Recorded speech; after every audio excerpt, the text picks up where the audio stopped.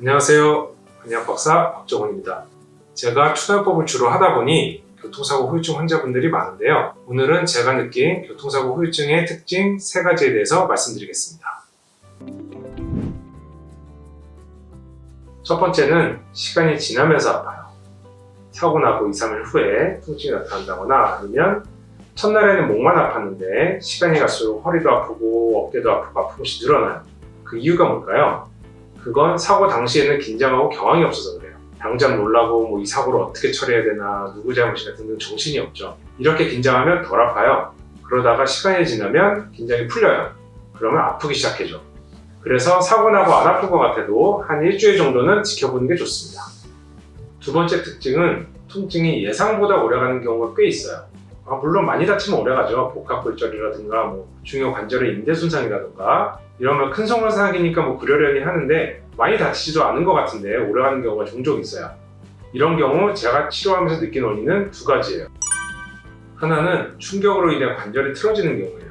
가볍게 퉁 하고 쳤어도 사고 당시 내 자세나 컨디션에 따라서 증상 차이가 많이 나요. 특히 요새 분들이 하부 경추 앞쪽 긴장도가 많이 높아져 있으신 분들이 많다 보니까 가벼운 충격에도 그쪽이 민감하게 반응하면 경추가 살짝 틀어질 수 있어요. 또 똑바로 앞만 보는 게 아니라 옆을 보고 있거나 사선으로 보고 있거나 또는 충격 부위가 측면이거나 이런 다양한 상황에서 경추가 살짝 틀어질 수 있고요. 허리도 마찬가지입니다.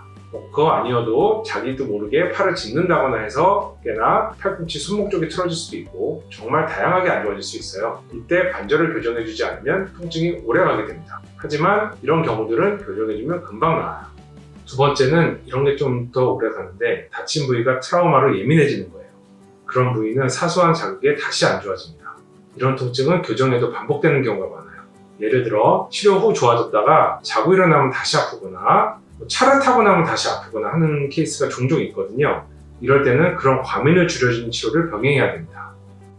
세 번째는 본인 생각에는 교통사고라 상관없을 것 같은 부위가 나중에 아픈 경우예요. 사고 나는 순간 자신이 어떤 동작을 했는지 어떤 자세였는지 기억을 잘 못해요. 대략적인 것만 알죠. 그러다 보니까 나중에 보면 무릎에 멍이 들었다든지 어깨를 쓴 일도 없는데 어깨가 아파진다든지 팔이 부러졌는데 나중에 보니까 고관절 부위가 아프다든지 하는 증상이 나타나요.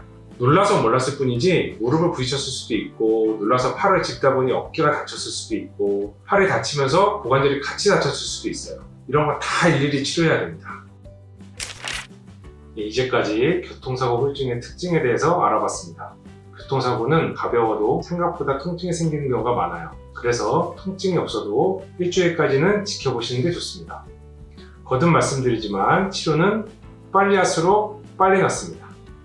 오늘도 시청해주셔서 감사합니다.